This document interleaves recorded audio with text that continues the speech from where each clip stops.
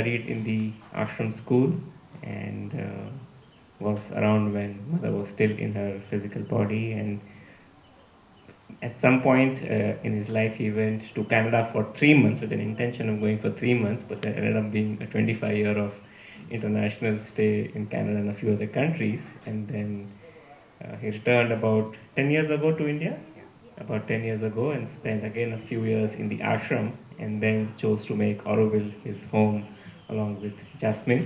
Incidentally, both Jasmine and Aravinda had also met in their youth in Auroville as part of a youth seminar. They met, and then that's how they chose to live their life together. And for me, one of the things that both Aravinda and Jasmine are in Oro Orchard, where they are part of the farm activities, and then he's also supporting the whole Sanskritam Auroville, initiative in Auroville. And one of the classes that I attend is he takes regular Gita classes. And for me, he is also a very inspiring living example of that, because when I see him doing any kind of work, whether if he's sweeping, putting up some of these, exhibition board, talking to government officials, I see the same amount of equanimity and devotion with which he works. So for me, really learning from Gita from him is not just the verses and the Sanskrit translation, but also living to see how he embodies that. So First of all, I'm not a speaker. I love conversations, I love exchanges, I love sharing, and I love learning. So don't take me as a speaker. Um, I'd be happy to let flow whatever comes thoughts to me, but do interrupt, do ask me questions, because that will help me to guide my thoughts. Okay? It is more of a sharing that I'm here for, and I love, quite often it happens sometimes, like when I visit the school that I went to as a child, and they still love me like the dearest student of the school, where I was when I was 10 years old when I entered. And often the teachers there are like, some of them grew up with me.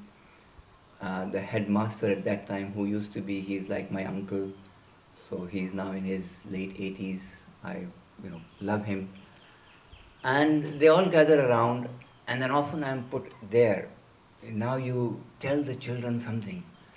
And I say, no, let us all sit together, have a, some melan. Let's have a little chat together. That's much better than a lecture. So I would wish that, today's sharing also is not a lecture, but more of a sharing. Um, I can begin with any questions, any direction you want me to go to, or any inspiration that you have that you want me to move towards. You used the word mela, and clearly it's an important word for you. I would be interested to hear about mela in your life. Mela is the Hindi version of Sammelan, which is in a way even nicer, because it's Sammelan. It's being together and being united. That is how I would translate Sammelan. There is another hint that I hear in the word Sammelan is something that is sacred. You cannot have a Sammelan with any uh, non-elevating topic. Sammelan becomes something that is deep inside, that takes you high. So Mela can be anything, but Sammelan is, centered, it is linked together, and it embraces everybody. So thank you for this reminder for the Sammelan. We are here together. When I was hearing about today's topic, which was sadhana in daily life, the reflection that came to me is perhaps we don't always have the same meaning of what is sadhana. And I would like to sort of hear from you. Is it meditation for you, sadhana? Is it, you know, doing service? Is it japa and things so that you start realizing the divine inside you? Is it a way to progress spiritually?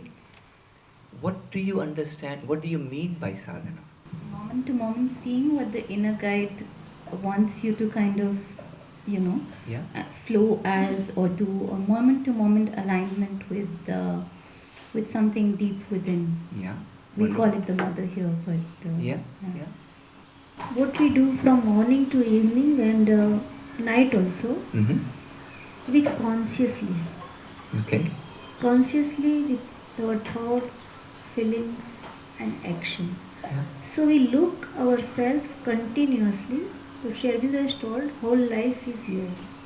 So we can do this 24 hours.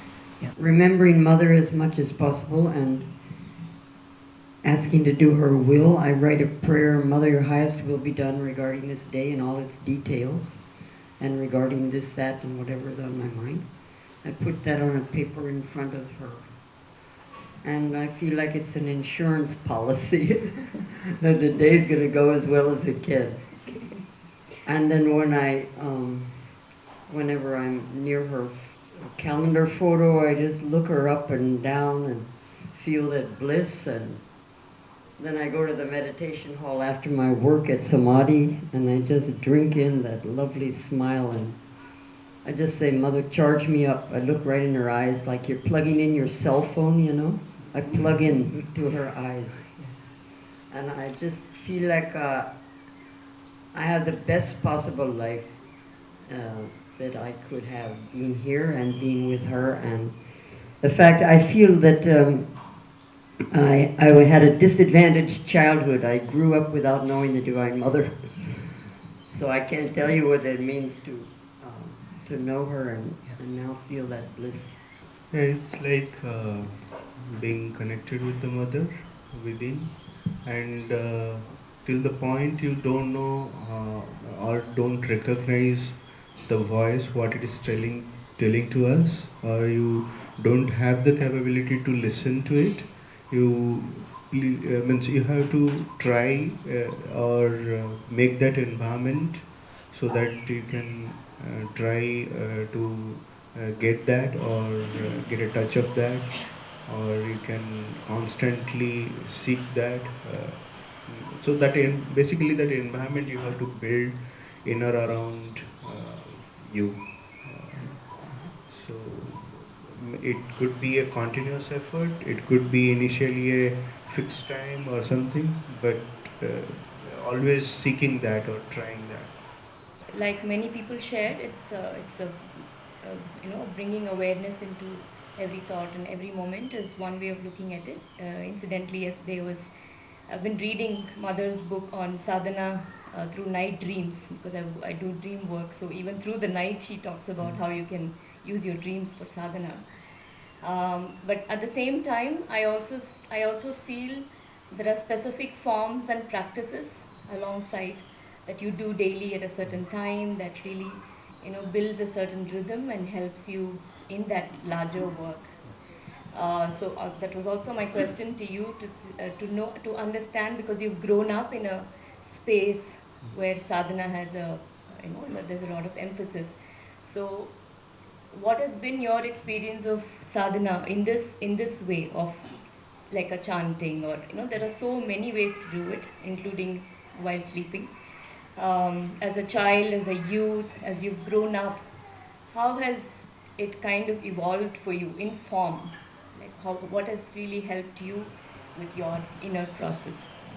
Sri Aurobindo puts it so beautifully. For instance, in the synthesis of yoga, he constantly talks of this kind of magic of the integral yoga, where through the inner aspiration, through our inner attitude, everything turns into sadhana, including every obstacle, everything, every time that we tend to get a little bit annoyed or have a reaction or something, there is this magic that if I take it in the right way, if I manage to offer it to the divine at the mother's feet, it actually turns into a blessing.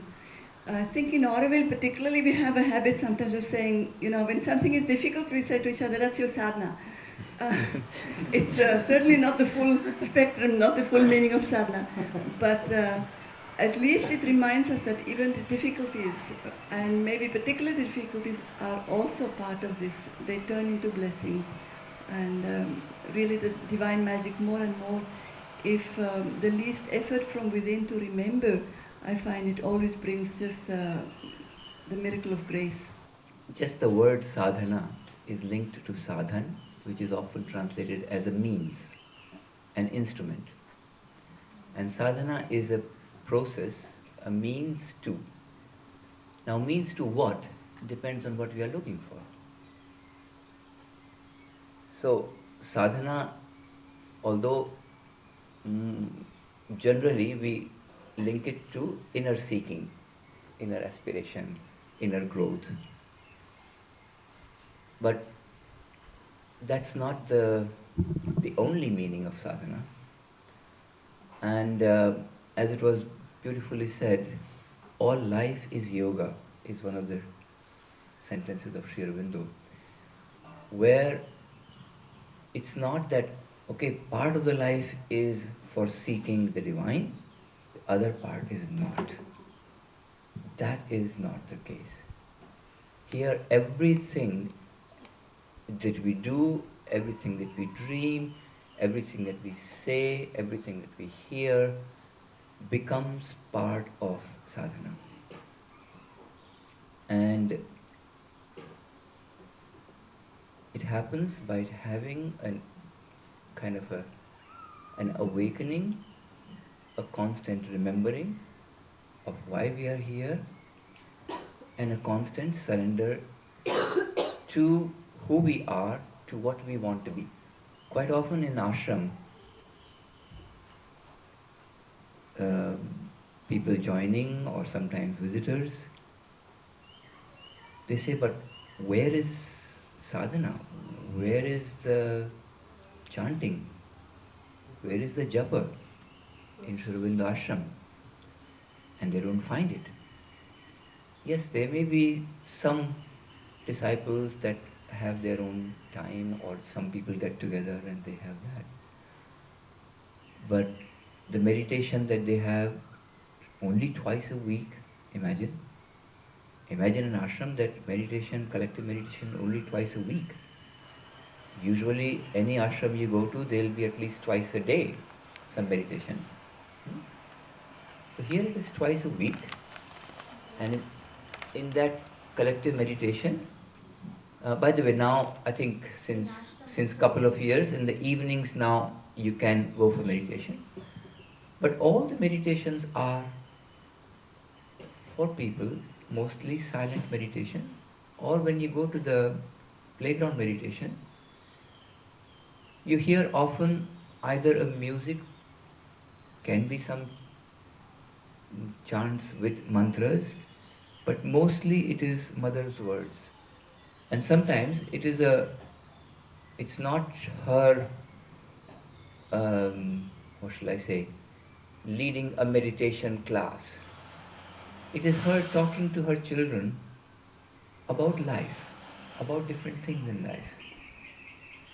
But all that is meditation, all that is sadhana, because what she puts in life, at any stage of life, is what is taking them up. And it is the whole life that she deals with. For children, as they are growing up, learning, growing up, developing oneself physically, mentally, character-wise, is their sadhana. And she fully asks them to be in that. Because one of the basic parameters of being a child is growing up. They are constantly growing up. Their body is growing, their minds are growing, their capacities are growing, their understanding of the world is growing, their relationship with the with everybody else is growing. And in that, what is infused is that you don't grow up looking up to somebody for what you will get from them. It's not self, gaining. Even for the children, it is to grow up to be like a flower in the sun. So children are asked to grow up like a flower in the divine's love. The children have that constant touch, the feeling of the divine as little innocent children.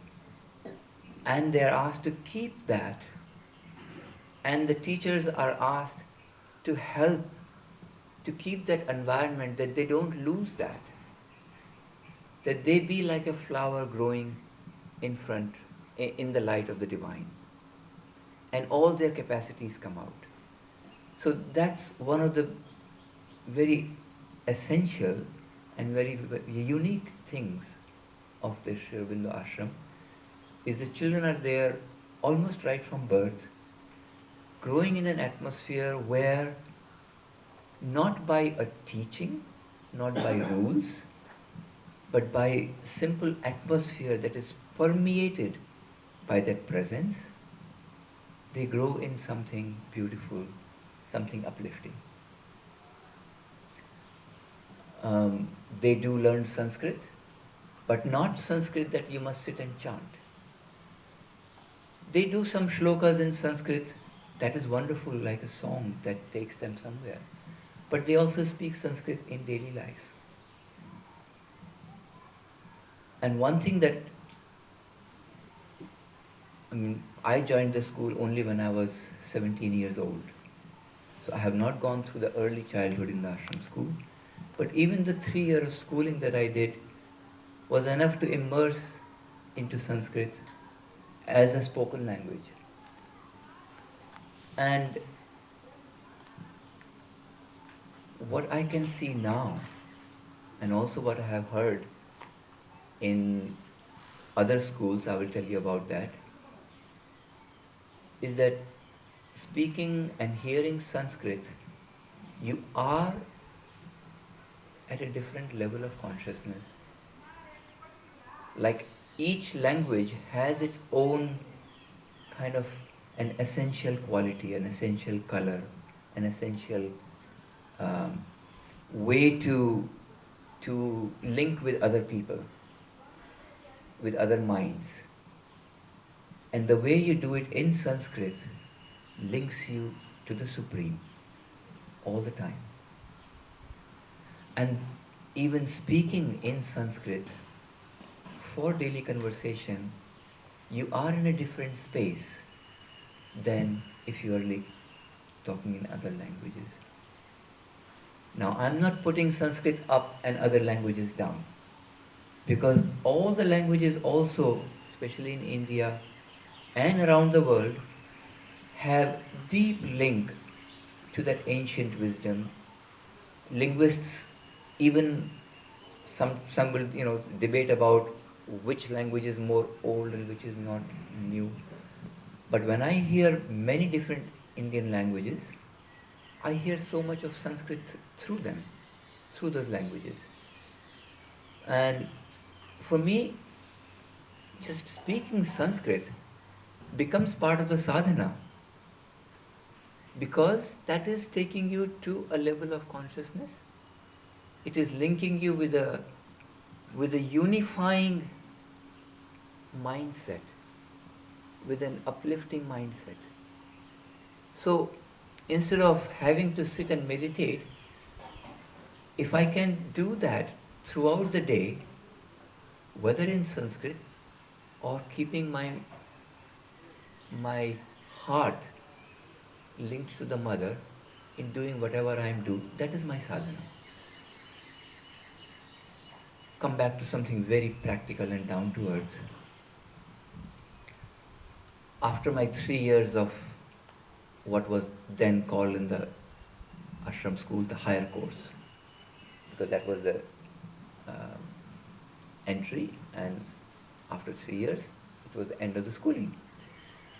And my family, which has PhDs and MAs and all those things in the whole family, right away the suggestion came, would you now go on for higher education?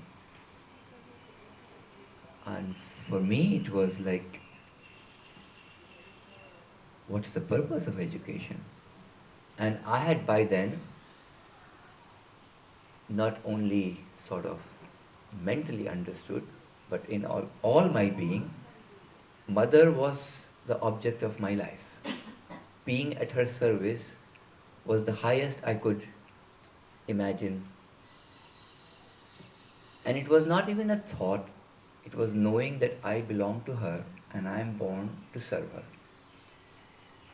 So for me, the main thing was, Mother, I am at your feet. Please tell me what you want me to do. That's, and I was fortunately at that time where I could even write this and send to the mother. So for me, there was no question of choosing what to study, where to study, how to continue life. My uh, deepest, sweetest, and the highest aim was serving the mother, being her child, living in her, living for her, living by her, and doing her work. The answer came, uh, you go to the ashram press to learn the work in depth.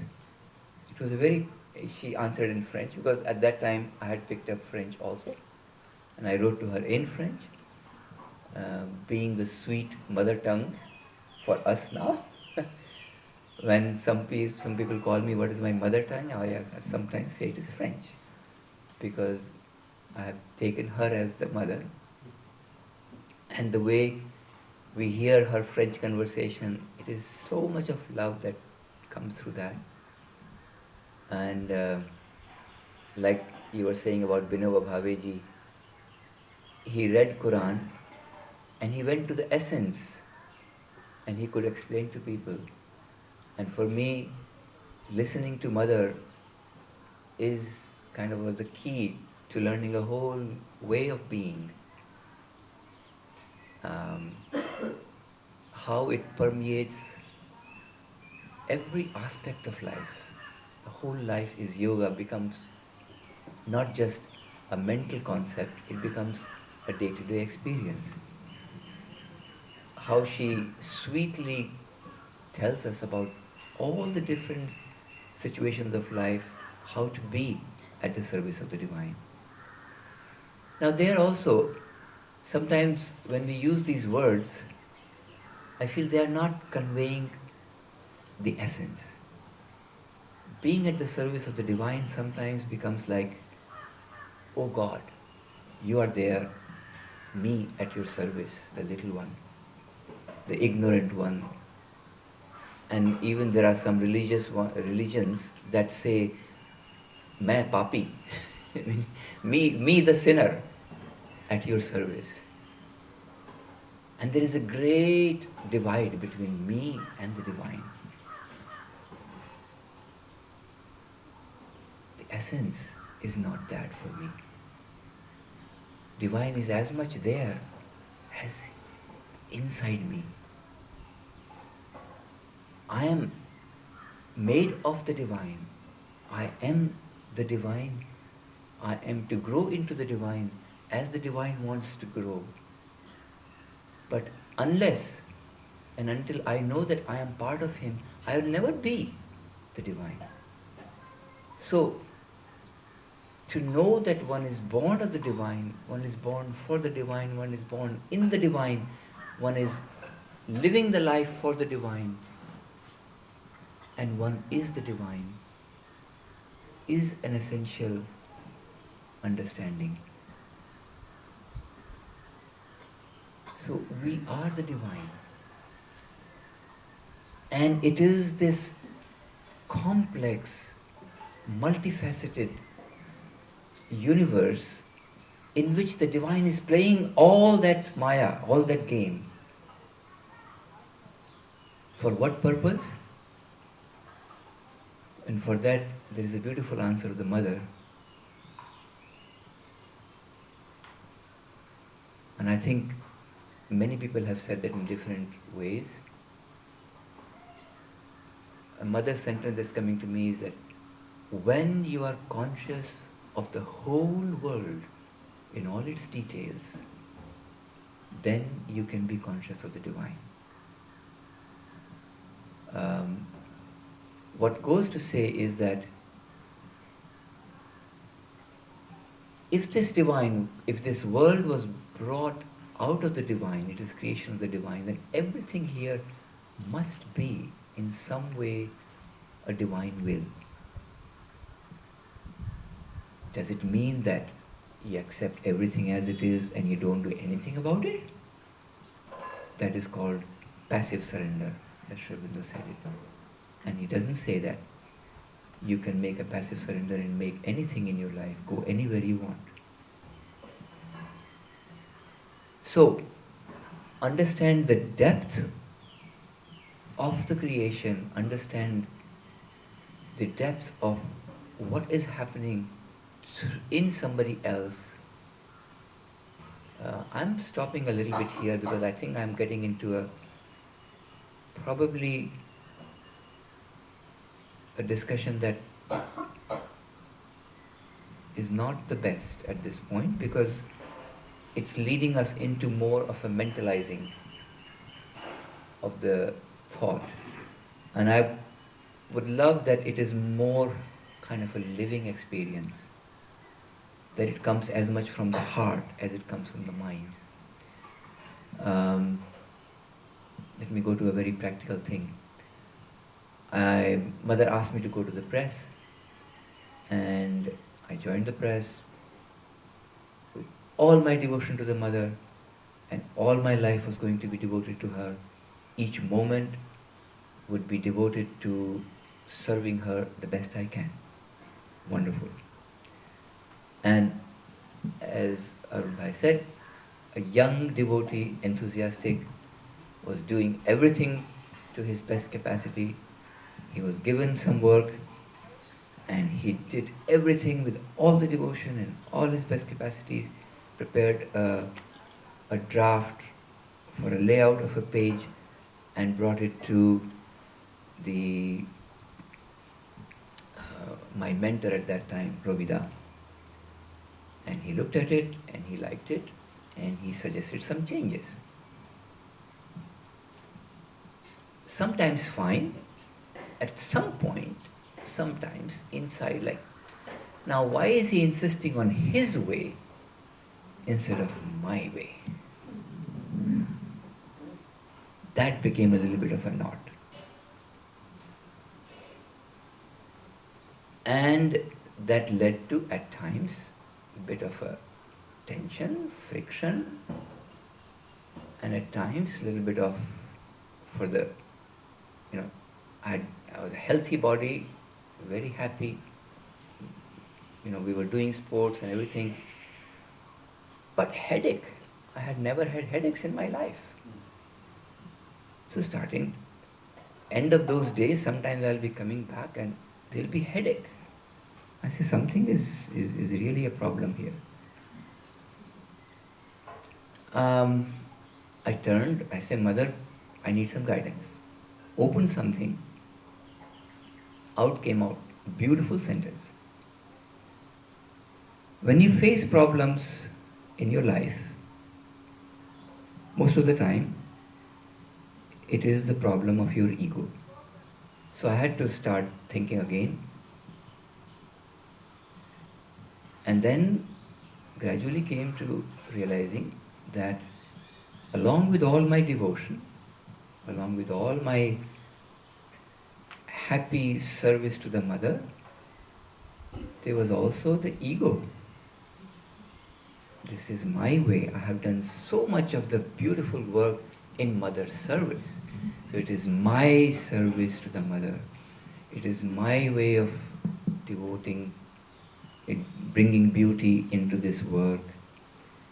Uh, and I couldn't at that point dissociate that yes, there is also the ego which wants to insist on me, my little sense, and not the vaster universe which has the inputs coming from so many sides, from the same source of the divine that is trying to guide me. So why cannot I not be guided by all those different sources? And in fact, the thing then is, it's not me guiding and me doing, the divine is doing the work. And I'm part of it like everybody else is part of it. And if we can start living that oneness, that we are all here together for the same manifestation. Now I'm using a new word, and I bring that to you in the context of sadhana in daily life. In Sri Aurobindo's yoga, in Sri Aurobindo's teaching, in Mother's uh, upbringing of her children as we grew up, the object of life is to manifest the divine life on earth. The divine life that is the creation that is waiting to happen, the creation that is evolving at different stages, and you can even take the Darwinian theory into that. You can bring our Indian mythology of Dashavatar, which are actually in very similar thing. The avatars are coming to lift the creation to different level, and each time the divine is taking form at the level where the creation is. So it is going up and up and up. We have evolved, and in the world right now, we as humans are the leading species. We master the universe. We we we guide the, the universe. We even start here, kind of analyzing God, what it can be, what it cannot be, what it must be, what it must not be, etc. And we are even told, God has made man in his own image. This is a common thought that goes around. So we start easily identifying ourselves to something. That is at least some of us. Maybe not a, somebody who is having a lot of misery in his life and is all the time sad. He perhaps cannot think that I am God. But most of us, in our good moments, especially in a gathering like that, we can feel that yes, there is something of God in us. But what I have understood is that God is always making things grow to the next, to the next, to the next level. And humanity, as we are told, is there at that point where we cannot continue evolving being human. And the great ones who have that connection, who have imbibed in them something of this beautiful love or that beautiful ananda, bring us those moments, and we need to be kind of ready to go beyond our humanity. And that for me is part of sadhana.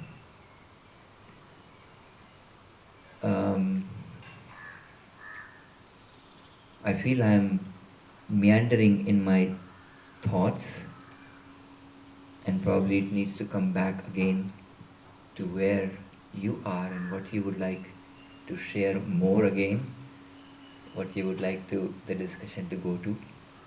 So I stop at that. Thank you.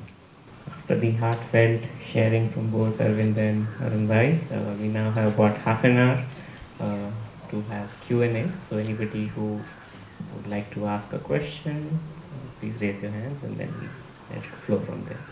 Did I get totally lost when I was speaking, and did I make you lose, or was I making any sense? It all makes sense. Yeah, because I felt I was lost.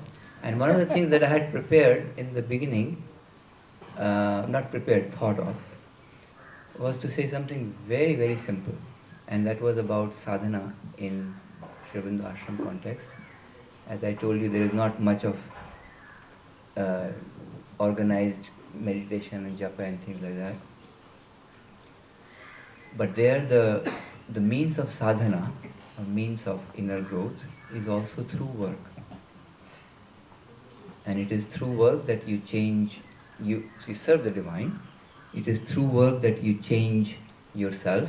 Like I gave an example of how during work I was given hint to work on myself. And there's a beautiful, beautiful explanation that comes from a very simple saying that is kind of etched. Mother had said, work as you pray, for indeed the work is the body's best prayer to the divine. So for me, in sadhana, especially in our context, when we do sadhana, we sort of put our heart, put our mind. We often, even if we use the body, we use the body to kind of go with the chant, but we are trying to do something that is not for daily things. So our daily life becomes our sadhana. The daily life becomes a means for surrendering, for doing the divine's will. So work as you play, because indeed work is body's best prayer to the divine. That is what I left out. Thank you for allowing me. So practice sadhana for me is something I've been working on, like that has been coming up for me, and also it's like an opportunity for me every time. That's the way I see it. The, from what other sharing I heard from you both, I'd like to hear more on from your personal experience of like what were the obstacles that were coming in through the practice, like the practice, and also how you were able to work with it, and also basically, I didn't say overcome, but work through it. Obstacles, as I said, which I gave one example, was the sense of ego. I have a feeling that a lot of our obstacles come because we have a kind of a self-image, who we are, which is separate from others. We become one that is not the other. And by being in that one, what other wants or what other does often brings us into conflict. If we can always sort of, it's not easy all the time to live that, but you can. But if you can be sort of at least mentally aware that I'm not the beginning and the end of the world. Okay? There is much more there out there. Divine is manifesting through everything. So let me open up to that vastness. Be more open. Let me embrace. And that's what was shared earlier, that obstacles become opportunities. They become stepping stones because you enlarge yourself. An obstacle is, when is an obstacle? You are here and there is something else. If you enlarge, obstacle disappears because you go beyond. So it's enlarging movement, as I feel. The more you can enlarge, not meaning that you lose concentration, that you become nobody, but become like an ocean instead of being like a bindu.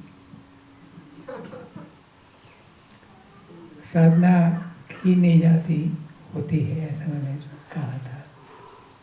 होती है, की नहीं जाती। करने में एक प्रकार का अहंकार होता है। अहंकार ना हो। विनोबा ने एक जगह कहा है, साधना का मूल्य कैसे नापा जाए। जैसे थर्मामीटर होता है बुखार नापने के लिए 80 98 डिग्री तो ठीक है, लेकिन ज़्यादा होता है तो उसको नापने के लिए एक थर्मामीटर होता है। वैसे आपकी साधना का मूल्य क्या है ये देखने के लिए आपको एक फॉर्मूला दी है उन्होंने। H2O जैसे होता है, H2O इज इक्वल टू पानी। वैसे ये आपका आपने जो सेवा की उसका मूल्य क्या है वो देखने के लिए सेवा भाग्य अहंकार।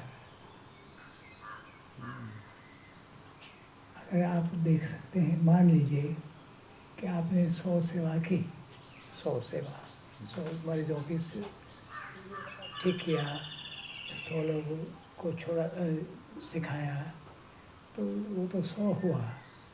लेकिन आपके मूल्य क्या हुआ, प्राप्त क्या हुआ?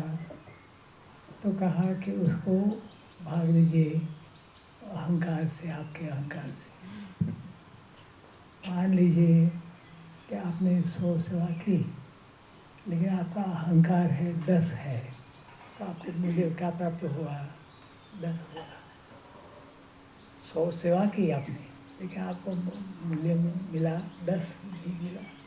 लेकिन आपने 50 सेवा की, लेकिन अहंकार 2 है, तो क्या हुआ?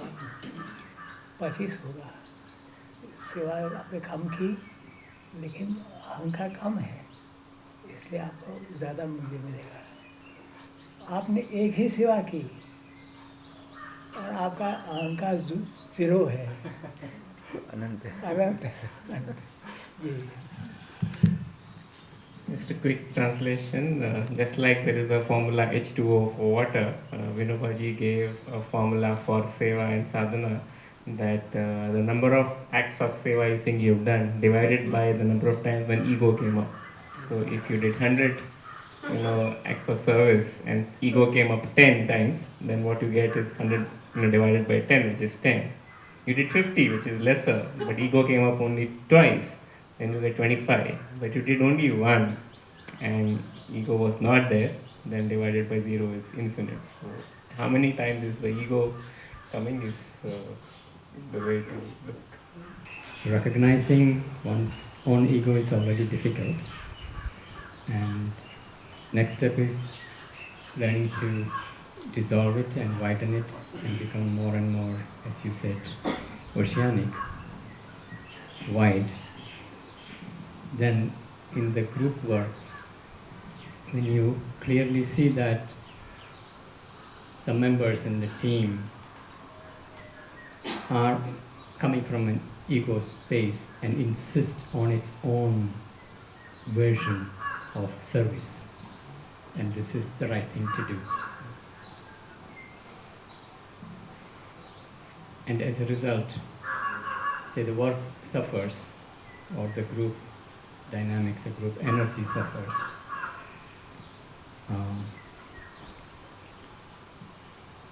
So how is that context? How do we deal in that context? What is the guidance given by Mother or Vinobaji in that context? The thought that comes to me is at this point, the only way for me would be to believe that there is a way beyond. To believe that there is a way of uniting all these different egos and minds to believe that we can all outgrow ourselves. And that's why we are here. Even if in a particular situation, in a particular, say, moment, I see somebody totally stuck on one way of doing things. It is a disruptive um, conversation going on, and we are trying to come to a unity.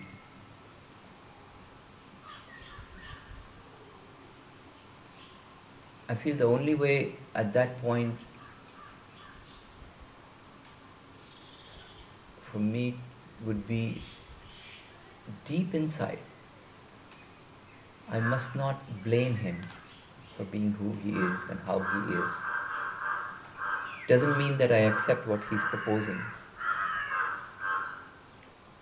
But I say it as that is one voice, that is one stroke in a big painting which is bringing an element linked to one, truth is a big word, maybe one necessity of time in one moment where the life is going through. The moment will change, the circumstances will change, the life will expand, and this stroke would not mean much later on. So not to get stuck on that one point, keep the vision as broad as possible, as vast as possible, and from the heart, something that goes to embrace this person, that they don't feel a rejection, an opposition. They feel kind of an acceptation, a love, even if it is not conforming to their demands. And you can transmit that sense of acceptation, sense of respect to others. It's like seeing the divine in everybody. It may sound practical, it may sound totally impractical, I do not know, but I cannot expect anything better than that. Think of the role of friendliness in sadhana. You've spoken of wideness, Varuna, but what about Mitra? They're the great pals, Mitra and Varuna in the Veda. Do you think that friendliness can help? We did that exercise the other day of looking at each other and all that. But what is all of your experience of the level of friendliness of our societies? Both ashram, Auroville, and the world at large? साधना में मैत्री का बहुत बड़ा गुण है. एक मित्र दूसरे मित्र को सिखाता है अपने अनुभव से, और परस्पर बोधयंती एक दूसरे का साथ देता है. उसमें कोई ऊंचा और कोई नीचा ऐसा है नहीं, दो डिग्री नहीं. मैत्री का जो रिलेशन है उसमें कोई ऊंचा और कोई नीचा, कोई पहला और कोई दूसरा ऐसा नहीं. When in sadhana, we treat all in a friendly way, not to treat one as higher or lower, because that's when, so when you are treating all as a friend, or as Aravindha said, all seeing divine in all. So he says it's a high role of that element of friendliness, but with all, not that this is my friend and this is not. Friendliness also, makes communication so much easier. We want to have unity. For that, we need to connect with all, and friendliness is the door. This is more a clarificatory question to clear my confusion. Is it that ego helps in creativity, and if ego is absent completely, the creativity goes away? Absolutely not. I do not think it is the ego that is creative. It is the creativity that ego thinks belongs to it. The creativity is in us. Ego is our sense of separateness, as I understand. This is how we differentiate us from others.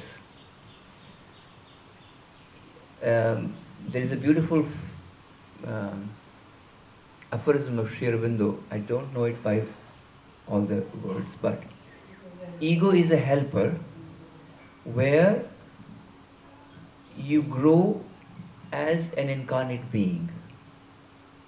Okay, so you incarnate something in that being, and you grow and you grow and you grow, and it is growing, trying to incarnate something in that unit.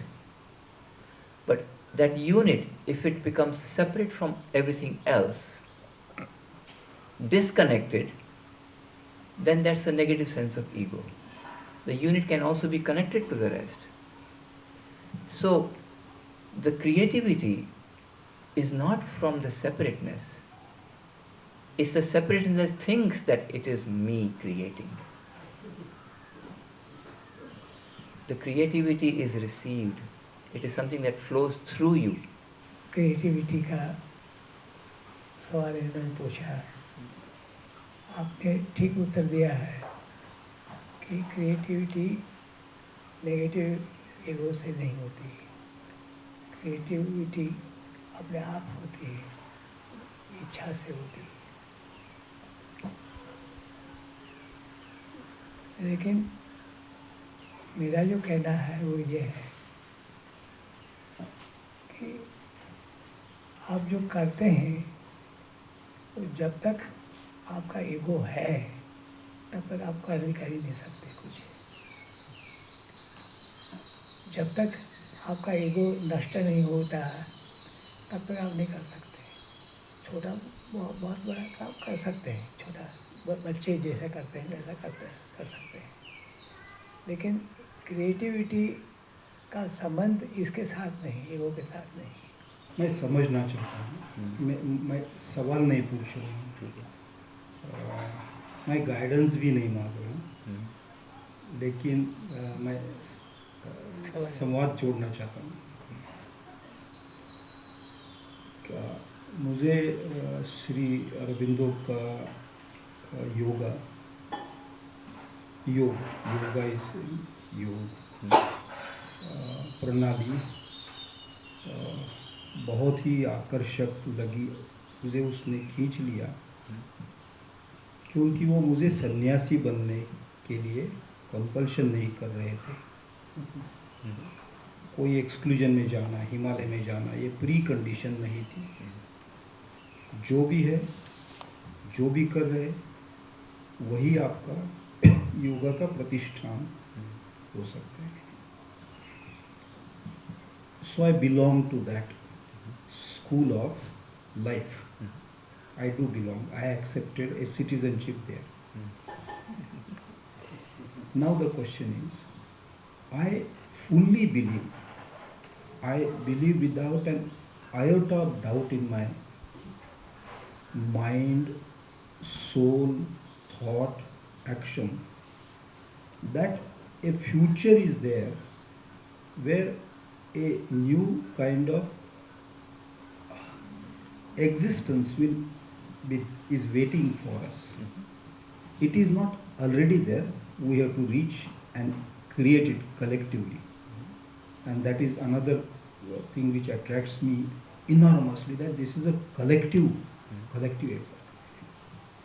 I fully accept it, and also my individual work in life related to languages actually scientifically tells me it is coming. I mean, that's a corroboration. But I don't want to speak about that part, is different. Now, it is already guaranteed, it is predestined, it is not destined, destiny is not, the path is leading us to a point, and even beyond that the path will continue, we know. However, where I am, whoever I am, in India, outside India, in the ashram, in Aravindha, wherever, I notice what can clearly be defined as injustice. My mind and my heart cry out and say I must go for the rescue. But at the back of my mind, 24 hours, 24 by 7, there is the firm belief that there is a divine, an existence in the future towards which we are evolving. Comes the question here, whether Kruti, now and here, is my obligation, or my acceptance of Prakriti is my response to the situation. I hope what I'm trying to say is clear. Uh, Sadhana is opening up oneself for moving ahead collectively to a level of existence. Absolutely, I accept with all my body, heart, mind, brain, soul, fully. I have no doubt about that. But situations are calling me for Kruti, here and now. How do I refuse that call? That is my question. The flip side of my question is, does one's understanding of what sadhana is destroys one's ability to act when action is necessary? As I was listening to you and understanding where you are, my spontaneous feeling is that the answer is also in you. It's not anybody or anyone outside that will give you your answer. Your answer is with you. The way you express where you are in your journey, so conscious of what is beyond and what is in front of you, you are capable of knowing at that moment for each, and it is not going to be a general rule. I don't believe that there are general rules in sadhana like that. At each moment we have to be guided by the innermost in us to take the situation and move. I also don't feel that there has to be a opposition between Kruti and Prakriti. You can do Kruti in Prakriti. So you do that action staying in your upward move, or rather your action will be much more complete and effective if you do stay, if you don't leave your inmost movement of joining to that new creation.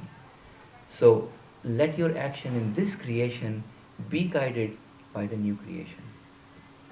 And I think there is a way. I don't think, I feel there is a way. And even if I don't feel, I don't think, I cannot but believe that divine has his way. So we don't have to bother about it. Just be open. And we are brought to these delicate things because we are meant to go over them. We have come to the time where we are starting questioning. We are not at the stages where we just, went for a justice against an anti-justice. Humanity has come much more, although We cannot say we are all seeing the whole world in the same framework. We still have a different impression of the world depending on who we are, where we are. But still, on the whole, things have changed, things are changing. Humanity is evolving perceptibly. Questions are coming up to see things in a different way. So, this is a sign that we are evolving. This is chapter 5, or the fifth chapter of Sri Aurobindo's very small book called The Mother. The mother, as Sri Aurobindo himself explained, and as we know, for those who have lived in the ashram, they lovingly know the mother as the universal mother. But Mother herself said that all that Sri Aurobindo has written as the mother is really the divine creative energy that has created this whole universe. And it is not to be distinguished as either physically or religiously or in any way. There are no barriers. So let's listen it in the most universal sense, most deeper sense. If you want to be a true doer of divine works, your first aim must be to be totally free from all desire and self-regarding ego. All your life must be an offering and a sacrifice to the Supreme. Your only object in action shall be to serve, to receive, to fulfill, to become a manifesting instrument of the divine Shakti in her works. You must grow in the divine consciousness till there is no difference between your will and hers. No motive except her impulsion in you. No action that is not her conscious action in you and through you. Until you are capable of this complete dynamic identification, you have to regard yourself as a soul and a body created for her service, one who does all for her sake. Even if the idea of a separate worker is strong in you, and you feel that it is you who do the work, who do the act, yet it must be done for her. All stress of egoistic choice, all hankering after personal profit, all stipulation of self-regarding desire must be extirpated from the nature. There must be no demand for fruit and no seeking for reward. The only fruit for you is the pleasure of the Divine Mother and the fulfillment of her work. Your only reward, a constant progression in divine consciousness and calm and strength and bliss. The joy of service and the joy of inner growth through works is the sufficient recompense for the selfless worker. But the time will come when you will feel more and more that you are the instrument and not the worker. For, first by the force of your devotion, your contact with the Divine Mother will become so intimate that at all times you will have only to concentrate and to put everything in her hands to have her present guidance, her direct command or impulse, the sure indication of the thing to be done and the way to do it and the result. And afterwards, you will realize that the Divine Shakti not only inspires and guides, but initiates and carries out your works. All your movements are organized by her. All your powers are hers. Mind, life, and body are conscious and joyful instruments of her action, means for her play, molds for her manifestation in the physical universe. There can be no more happy condition than this union and dependence, for this step carries you back beyond the borderline from the life of stress and suffering in the ignorance to the truth of your spiritual being, into its deep peace and its intense ananda. While this transformation is being done, it is more than ever necessary to keep yourself free from all taint of the perversion of the ego. Let no demand or insistence creep in to stain the purity of the self-giving and the sacrifice. There must be no attachment to the work or the result, no laying down of conditions, no claim to possess the power that should possess you, no pride of the instrument, no vanity or arrogance. Nothing in the mind or in the vital or physical parts should be suffered to distort to its own use or seize for its own personal and separate satisfaction the greatness of the force that are acting through you. Let your faith, your sincerity, your purity of aspiration be absolute and pervasive of all the planes and layers of the being. Then every disturbing element and distorting influence will progressively fall away from your nature. The last stage of this perfection will come when you are completely identified with the Divine Mother and feel yourself to be no longer another and separate being, instrument, servant, or worker, but truly a child, an eternal portion of her consciousness and force.